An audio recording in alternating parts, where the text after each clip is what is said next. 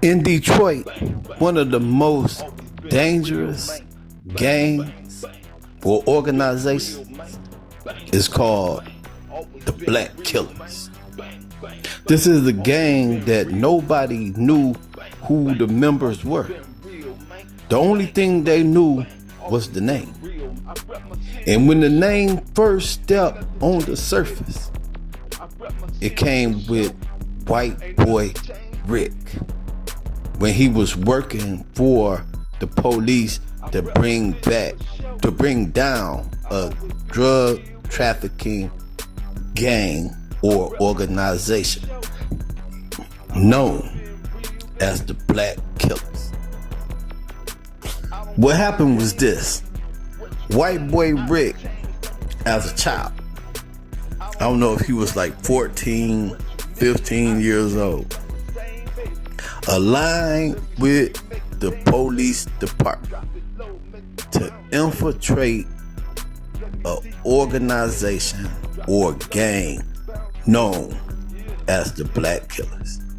And the reason why the police were after the Black Killers, because of a murder that took place, and that they found out that these guys may have knew something about it. So they sent this child, Rick Warshi, to infiltrate this gang or organization that they were investigating because of a murder. So White Boy Rick is what introduced the world to the Black Killers. When the police got off into investigating the Black Killers, they came into contact with some people known as the Curry brothers. This is who White Boy Rick reported back to the police, that the Curry brothers were a well-organized drug trafficking organization. So they began to investigate the brothers, and they found out that these brothers were very deep into the drug trafficking business. You're talking about people who were going to boxing matches and football games and basketball games, and were sitting with the celebrities or the athletes, like in the days of Frank Lucas. You're talking about a gang of people or brothers who were throwing parties in Detroit, and public officials were showing up. This is how powerful the Black Killers were. And all of this was being revealed through the informant, Rick Warshi, better known as White Boy Rick. But this was our introduction to the Black Killers. My name is Mark Jones, and this is my life and story. Now, when I was growing up, I originally started out with both parents, my mother and my father and my brother and my sister. We were all living under the same household. But even in elementary school, I was getting into fights and having problems with people at that age. And it was basically because I had like a speaking impairment where I talked with a lisp. I couldn't say words that good that started with an S. And I used to get teased for it, which led to fights. And that's how my life of violent activities began. Around 1986, my mother and my father had separated, been divorced, and we had eventually moved on 7 Mile in Wyoming on a street called Wisconsin. This was a middle class neighborhood. People had nice homes, nice cars, and just the neighborhood over. Once you cross Livernois, you enter into what is known as Sherwood Forest, where the people were upscale with money and there's mansions over there. Then you go a little farther down, you got what's known as Palmer Woods, where there are mansions and the celebrities live. And all of this is on 7 Mile. And this is from where we stay on Wyoming all the way to Woodward. When you cross Woodward, 7 Mile becomes the east side. This is where the west side ends and becomes the east side. So when you on the west side, our neighborhood from Wyoming to Livernois on 7 Mile is the last neighborhood before you get off into the east side. I ended up joining the neighborhood gang at this age, 10 years old. I was in 6th grade, going to a school called Bagley Elementary School on 7 Mile, or on Curtis and Greenfield and Greenlawn. This is where I was taken under, and I became a member of the 7 Mile BKs, which is short for Black Killers, when I was 10 years old in the 6th grade. My first criminal activity was not selling drugs. At the age of 10, 11, 12, 13, 14, 15 years old, the hustle for me and my friends was stealing cars and breaking into houses. At this age, 10, 11, 12, 13, 14, 15 years old, we knew how to steal cars, and we knew how to break into houses, and we knew how to take the product and go and sell it and get money, and we knew how to divide the money up between us. This was our first hustle. And we also did the regular hustle too, of going cutting grass and shoveling snow. So we were entrepreneurs at the same time. We had a business of cutting grass and shoveling snow, so we were really working. But then 1986 hit. Cocaine hit. And we got off into selling drugs. And I'm talking about my generation. I'm not speaking on the older generation. I'm not speaking on the younger generation. I'm just talking about the circle of guys that I ran with. We all got into the dope game around the same time. I started out selling crack. I had got linked in with my homeboy Wally. We were going to Cooley High School, and Wally was moving the bag on the major level. And I cut into him about letting me get down, showing me how to get down. And he put me in the game. And I went through my neighborhood, finding people who smoked crack and letting them know I had it. And I bring it to you and giving them my number. And boom, start flipping off the phone, taking it to them, meeting them somewhere. And next thing I know, I had the hood on lock. Now that I'm hustling, I'm 16 years old. I'm meeting guys that's getting money now. I'm in a whole different circle, whole different bracket than just running around in the hood with the homies. But people saw me getting money out the crew. And the first one to follow my lead was Finest. He went and got some work from Wally and started selling work in the hood too.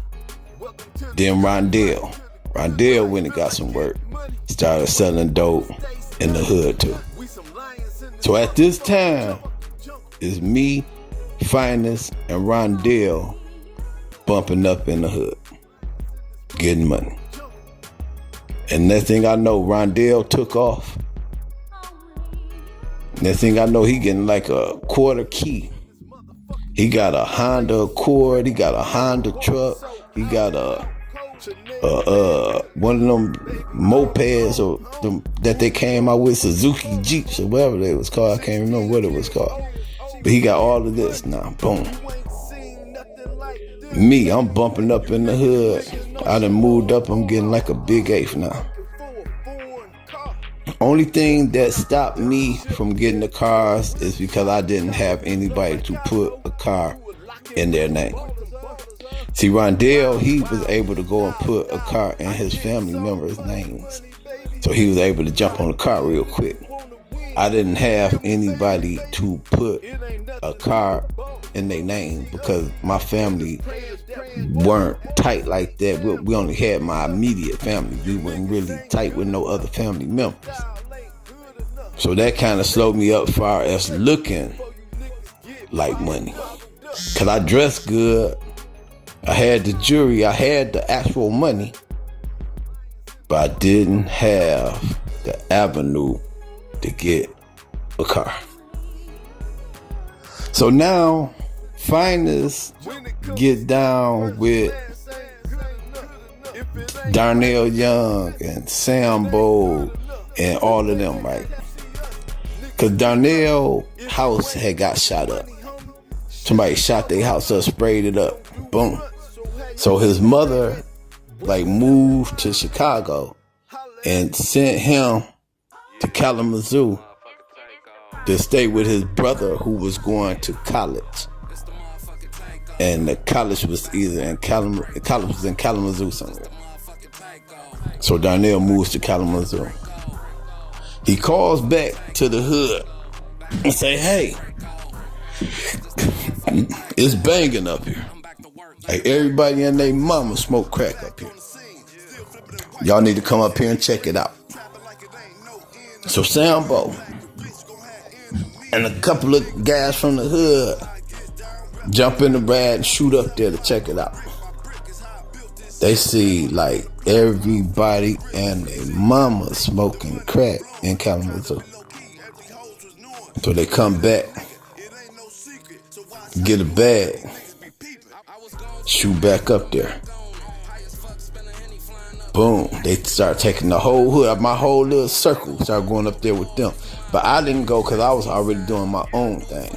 But Finest, he went up there, and Darnell Young, David Young, Jason. I'm talking about everybody and their mama from the hood who wanted to get some money went up there with Sam. Next thing you know, Sam, he still was dealing with Reggie Francis, who is really a BK, but he ended up moving on Puritan and rocking with them Puritan boys. So they went and robbed a dude, Kenny High, who was getting kilos. Kenny High, one of them Puritan boys. They robbed him for a kilo. And then they split it. Sam took half and Reggie took half. Sam took his half up to Kalamazoo. Reggie was still in Detroit doing his thing. So Sam flipped his and turned it into kilo. Next thing you know, he moving kilos in Kalamazoo, Michigan, breaking it all down in crack. They got the whole Kalamazoo sold up. The PA boys get to pushing on Reggie Francis. Like, man, what's up with that bread? So Reggie like, well, shit, I could pay for mine, but a dog got to pay for his own half. I don't know what's up with him, but here go mine. So Reggie pay off his half. So they still looking for Sam. They still want their money from Sam, right? So now they end up falling out. And somebody end up blowing up their barbershop.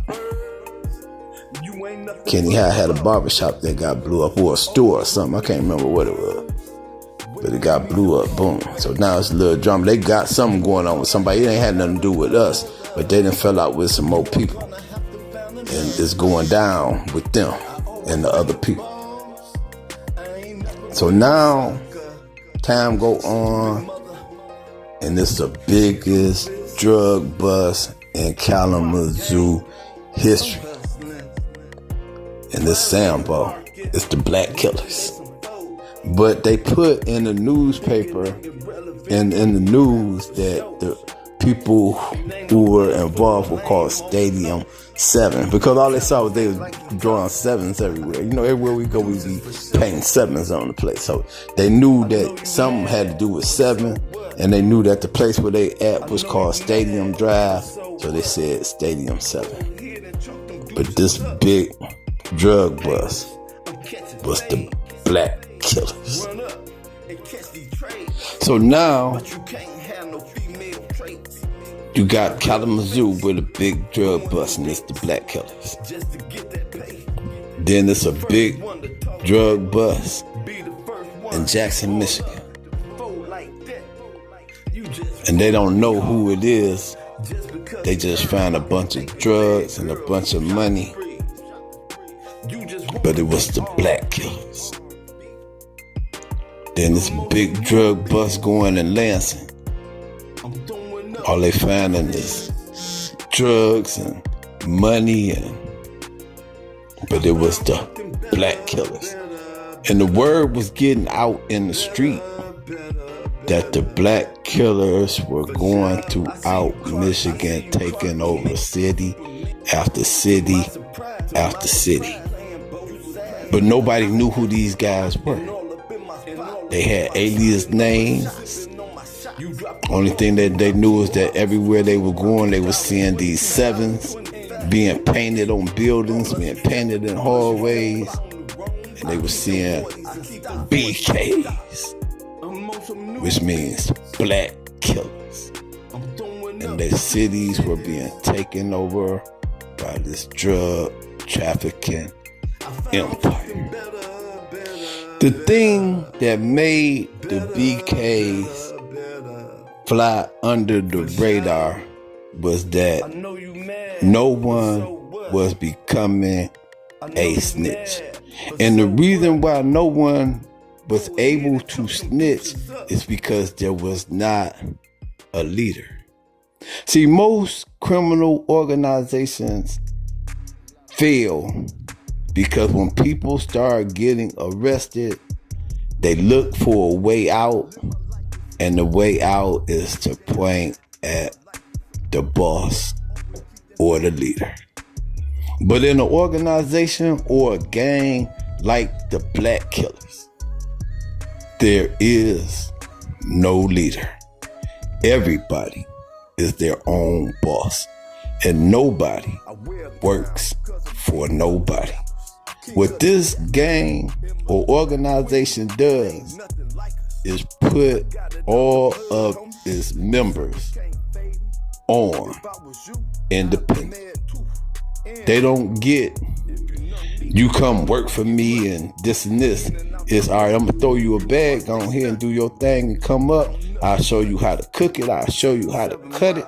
I'll go with you and show you how to flip it. I'll turn you on to who you need to turn on to. Just get that money, man, and let's do this. That is how the Black Killers have remained untouchable for all of these years. When I got like 20, 21 years old, right, I had got hooked on going to the strip club. It was a strip club in Detroit known as the Brass Key.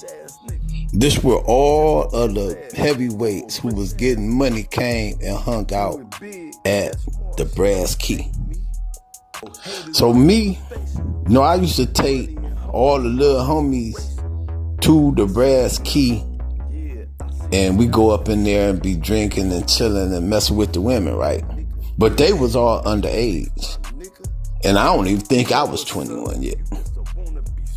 So I might have been underage too. You know what I'm saying? But they was like younger than me. They was like 16, 17 years old. I was like 20, 19, 20. They might have been like 14, 15. It was like the little homies, you know what I'm saying?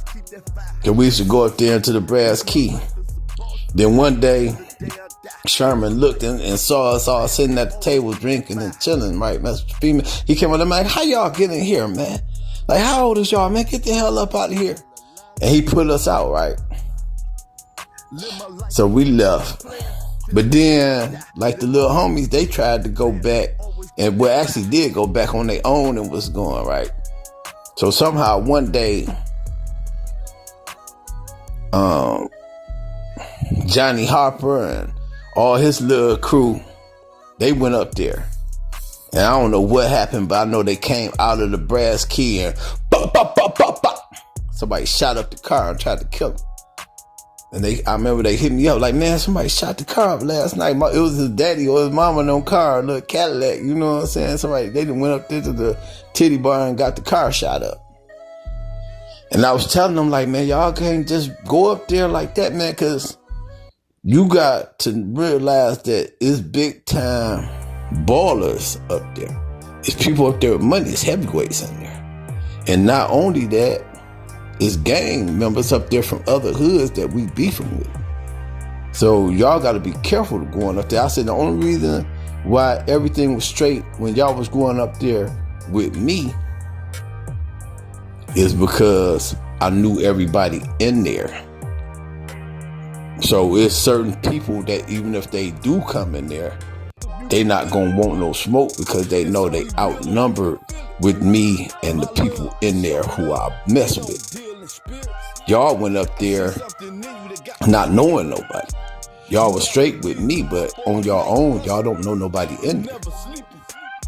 So when people saw y'all from 8 Mile and they said, that's them little 7 Mile cats, they don't care how old you are. So when y'all came out and got in that car, and they came and shot that car up, that's hood beef, homie.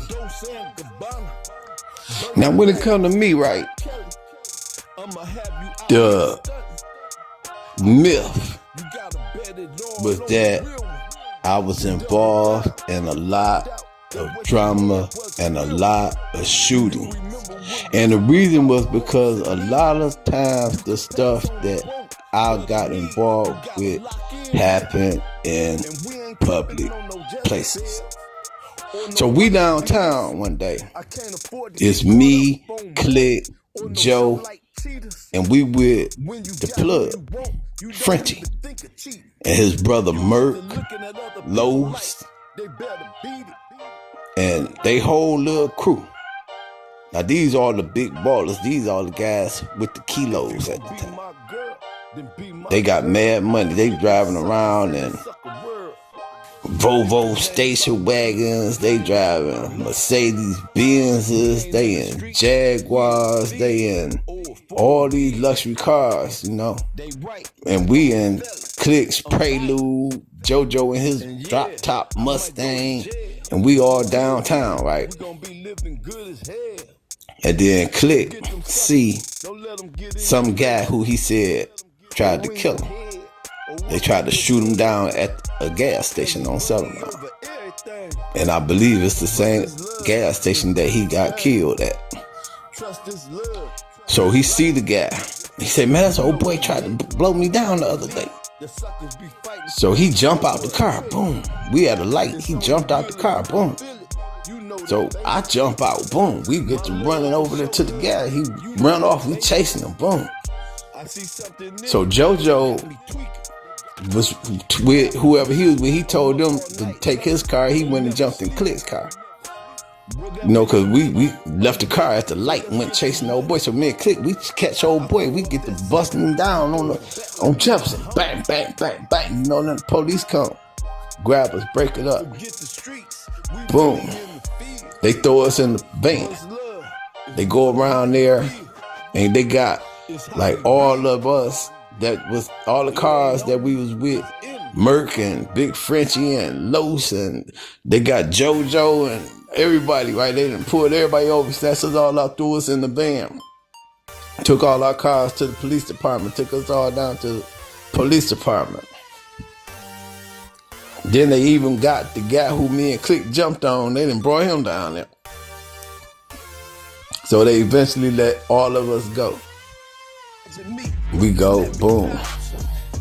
I Click left his gun in the car, so we go check to see if the gun's still in there. You didn't know the police searched the car or not, you know. So we see the gun still in there.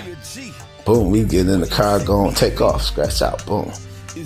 But see, everybody that was hanging out on Jefferson that night saw the brawl in the middle of the street with me and Click jumping on the gas.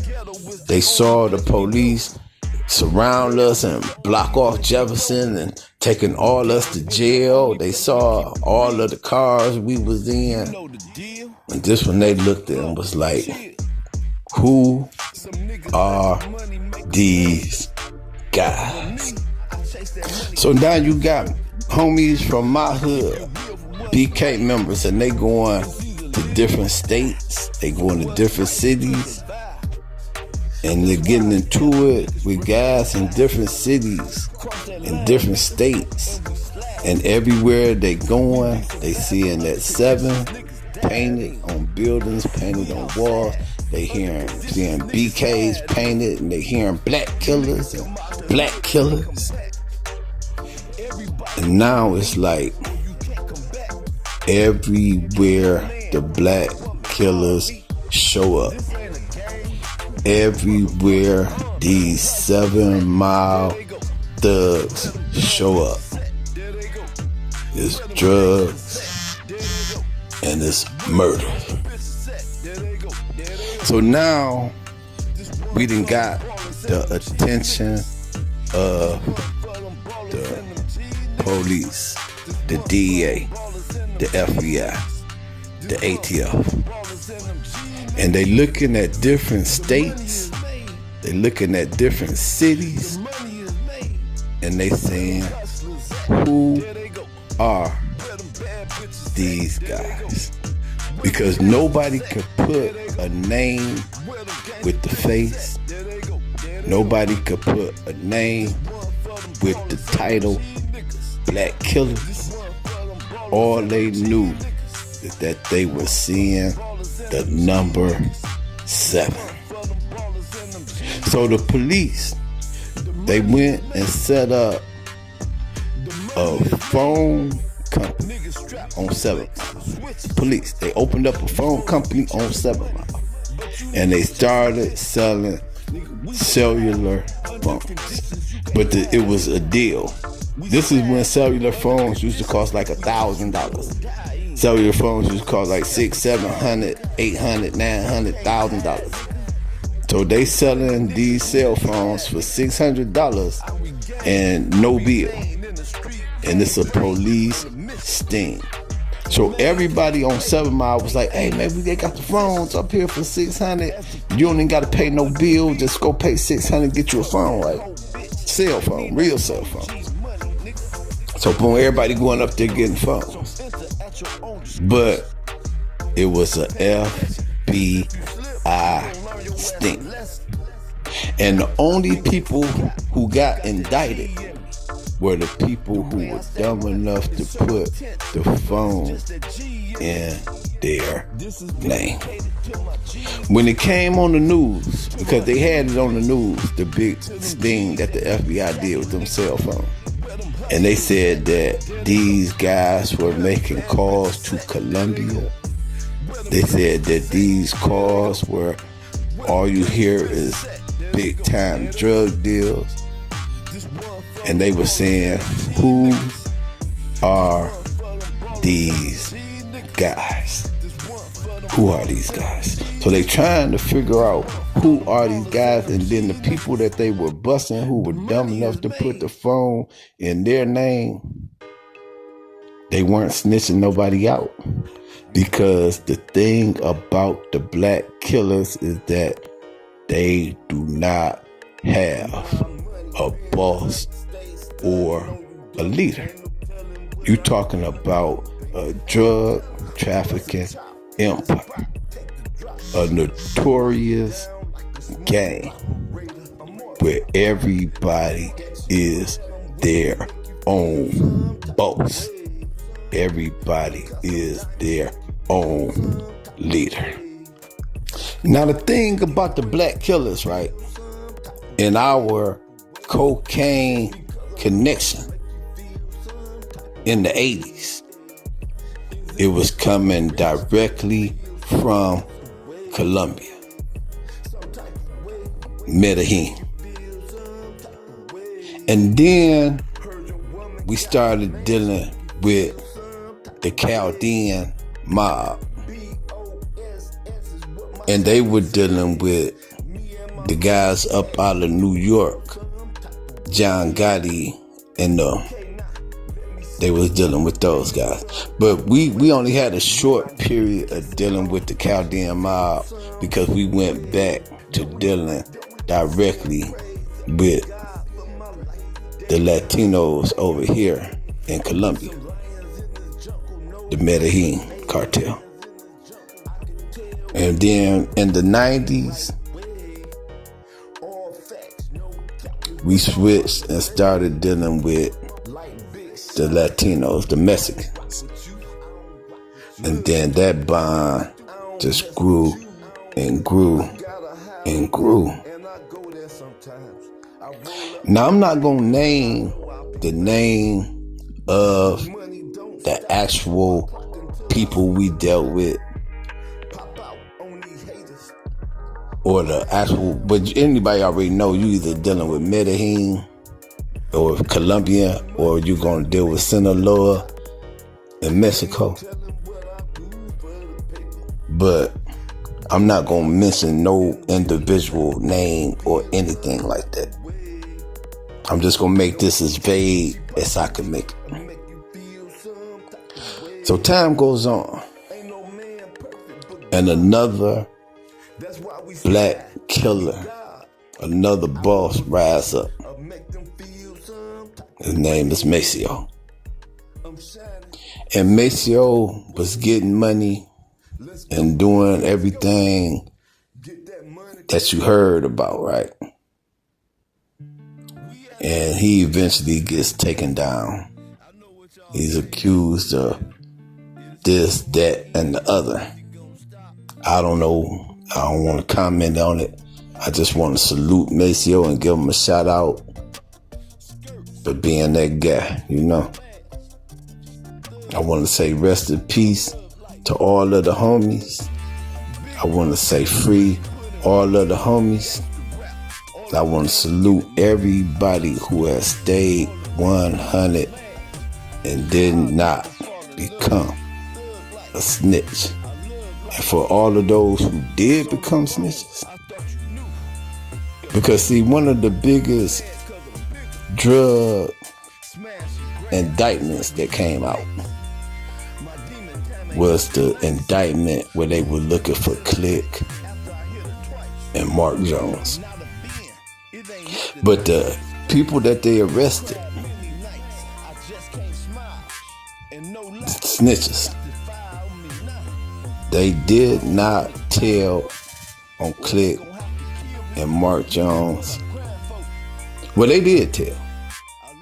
It's just that Click ended up being killed and nobody knew where Mark Jones is at. Only thing they knew is that on the wiretaps, they had conversations with different people, and somebody named Mark Jones was in these conversations, but they could not find the guy Mark Jones, who they looked for him for 10 years because they couldn't move on forward with the indictment because they wanted him and they wanted Click, but they could not find the guy Mark Jones. And the reason why they couldn't find me is because I was in prison.